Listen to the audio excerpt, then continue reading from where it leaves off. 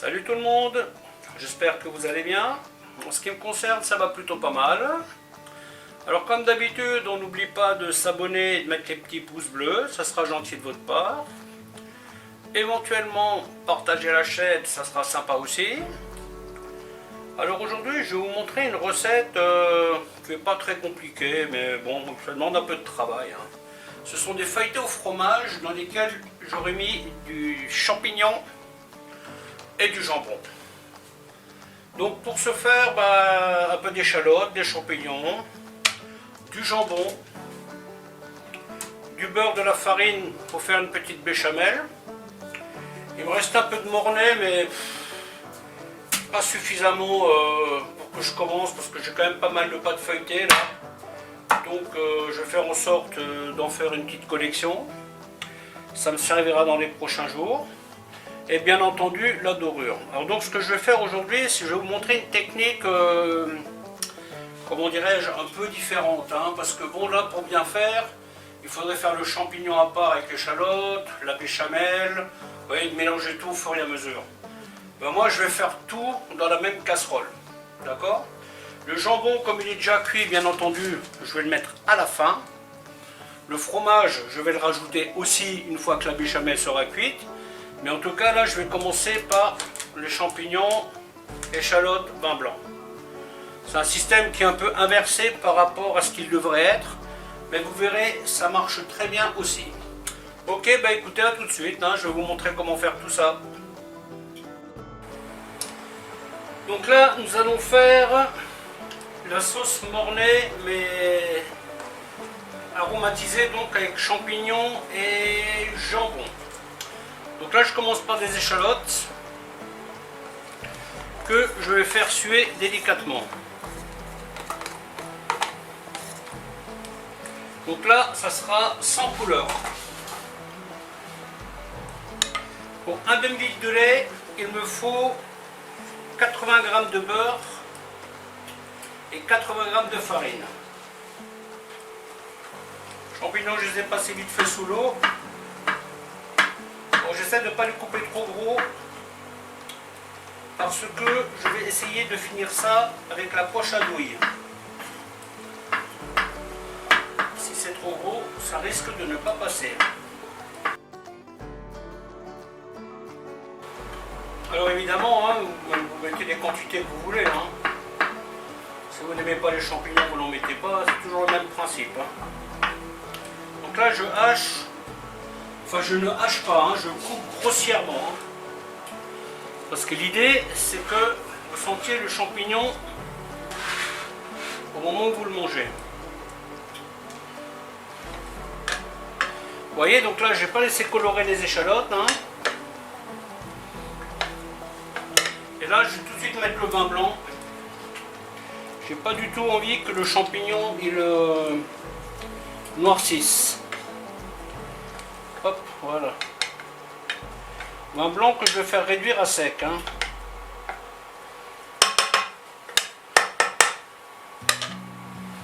Vous voyez, normalement il faudrait mettre d'abord la farine et après le liquide. Mais comme j'ai envie de faire revenir un peu les champignons, je veux qu'ils soient cuits au moment où je mets le lait. Je fais ça dans le sens inverse. Je mets le vin, je le fais réduire et je mets la farine après.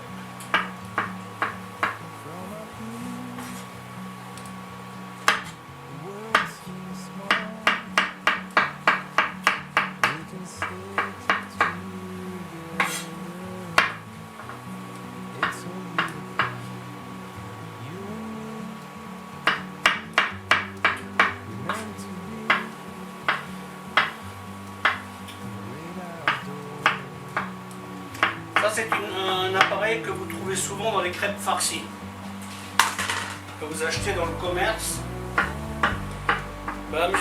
Amusez-vous à faire ça vous-même, vous verrez le résultat.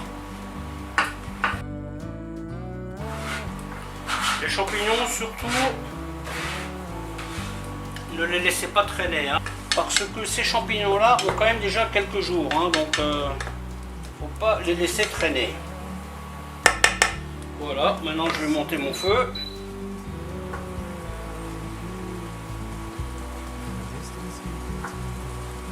Et bien entendu, cette sauce, elle doit être refroidie. Hein.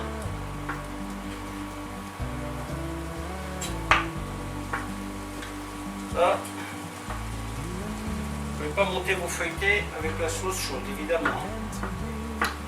Cela va sans dire. Le jambon étant salé, le fromage étant salé, là je ne mets pas de sel pour le moment. Hein.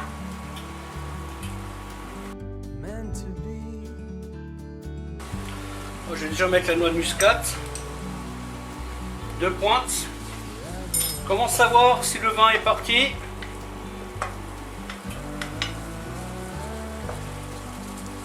Tout simplement à l'oreille. À un moment, ça va commencer à grésiller un peu. Ça voudra dire qu'on est au beurre. Donc voilà, maintenant je mets la farine.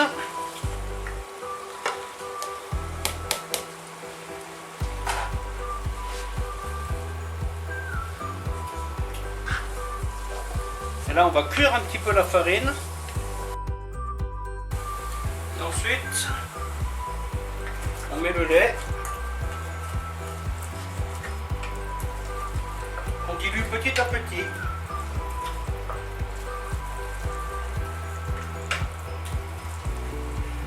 Bien entendu, après ça, il faudra baisser votre feu. Hein. Et voilà, maintenant on va faire cuire ça. Quelques minutes. Hein. Surtout, ne vous échappez pas. Vous donnez une ébullition. Et après, je rajoute la mornay qui me reste. Une fois que vous avez lissé, vous pouvez repasser à la spatule. Surtout celles-ci qui ont un bord plat. Ça permet de bien racler au fond de la casserole. Surtout que là, j'ai mis le feu un peu chaud. Hein.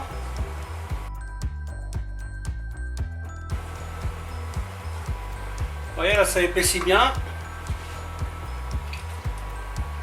On fait des petits volcans. Là, on baisse le feu.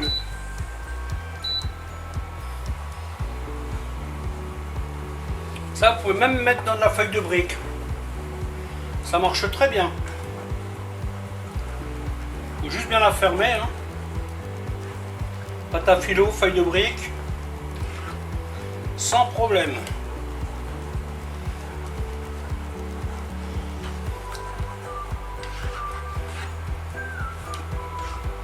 Voilà, donc on va cuire tout ça. Après, je vais y rajouter le fromage. Et une fois que le fromage sera fondu, j'y mettrai le jambon. Voilà, 5 minutes de cuisson sont passées. Maintenant, j'y rajoute le fromage. Que je vais faire fondre. Pareil, tout doucement. Hein. Cette recette-là, on l'a fait sans précipitation. Ça refroidisse plus vite. A tout de suite. Voilà, donc le moment est venu. Terminer les feuilletés. Donc là, j'ai découpé un modèle. Alors bien entendu, je vais essayer de me baser sur la taille du modèle. Donc là, on essaye 2 mm d'épaisseur. Hein. Ça va suffire.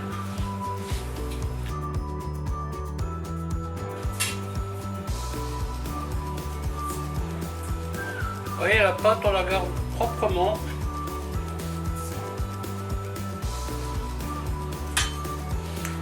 Si je prends mon repère, pas tout à fait au milieu, vous voyez. Je garde une marge. Voilà. Voilà. Et donc, je vais mettre l'appareil ici. Et ça va me permettre de plier. Il faut bien penser à laisser chaque fois une marge d'erreur. Ensuite, vous pliez tout simplement. Bien sûr, vous pliez par les bords. Vous pliez pas au milieu. Et avec un petit couteau, on fait ce qu'on appelle chiqueter. L'idée est que la crème, elle reste à l'intérieur, vous voyez.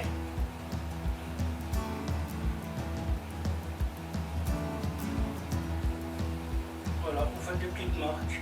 Vous voyez, on commence toujours d'un côté pour finir de l'autre. Ça vous permet de chasser l'air. Une fois que vous avez scellé ici, hop, vous faites pareil de ce côté-là.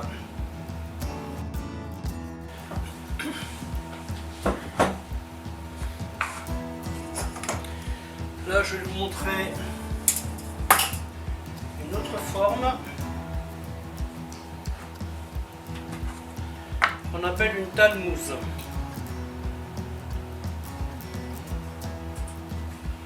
Là, j'ai pris mon petit tamis.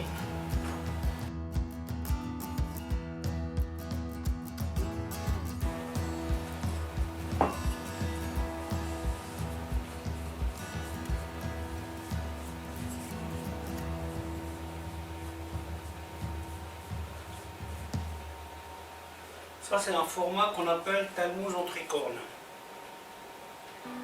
Bon, il faut juste que je me rappelle parce que ça, c'est des trucs. Voilà, donc.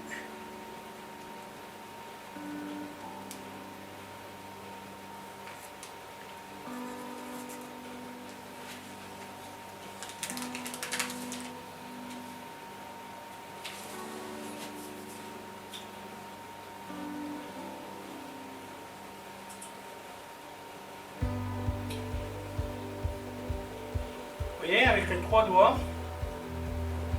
1, 2, donc 1, 2, 3. Donc c'est quoi? Je crois que je peux même en rajouter un peu.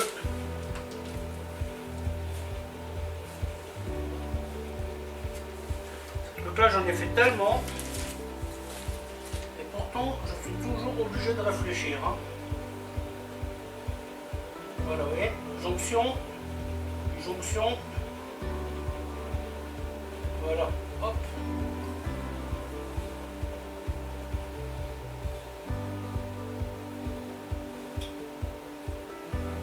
Je suis un peu optimiste comme d'hab. Là,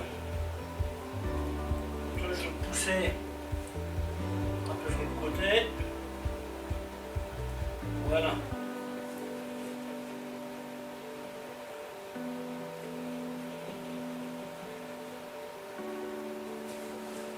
Et voilà le tricorne. On dirait qu'il a pris un coup celui-là. Hein.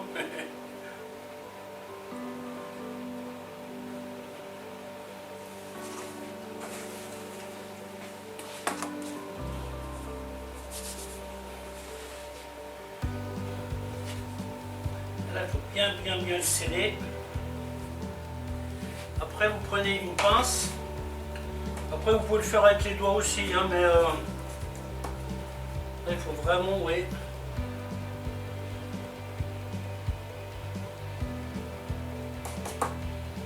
N'hésitez pas à le tremper dans la farine.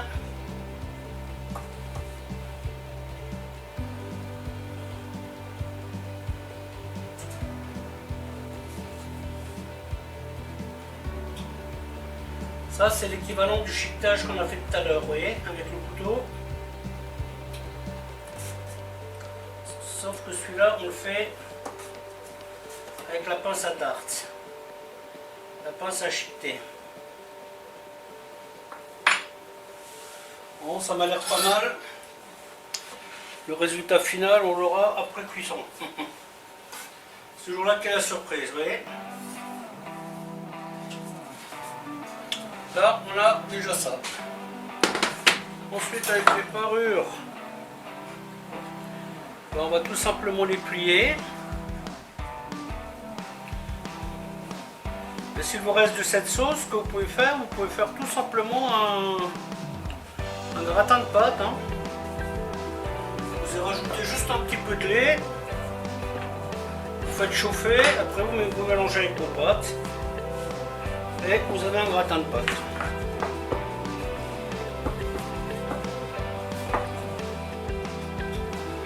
Toujours le même principe. On fait la forme qu'on a besoin.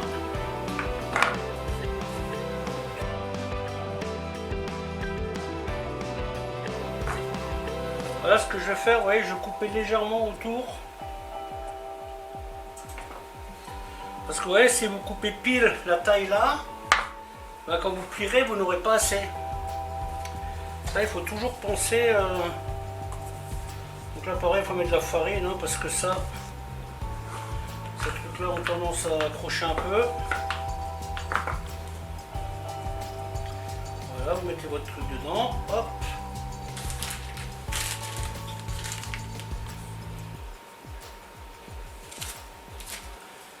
Voilà.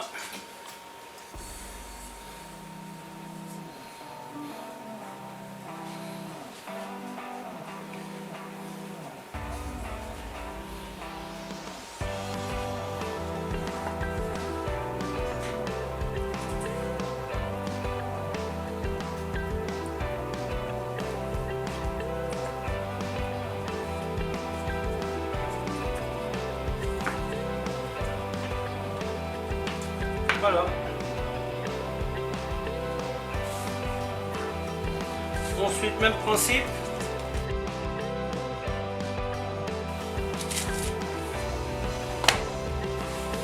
Voilà, voilà.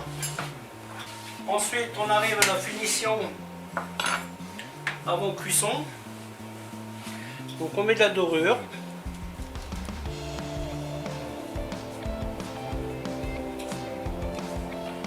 Ça, hop.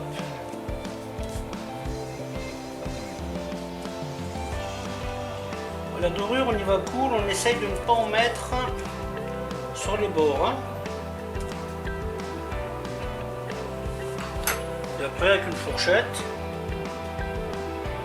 voilà, vous faites un peu de déco, délicatement. Hein. On n'applique pas de ça, on n'applique pas comme une brute. Hein. Voilà.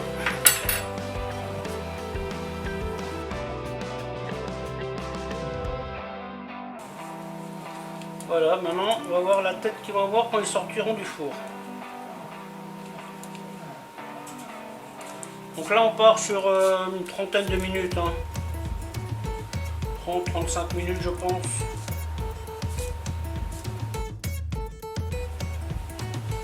Ça c'est, vous pouvez faire avec de la viande hachée aussi. Ils appellent ça des friands. Vous faites un petit mix hein, avec un petit mix de viande. Hein. Persil, oignon, ou échalote, un peu d'ail, des fines herbes, un œuf. Et vous mettez ça dedans et puis ça fera parfaitement l'affaire.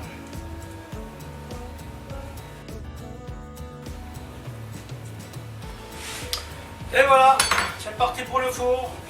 Ciao ciao.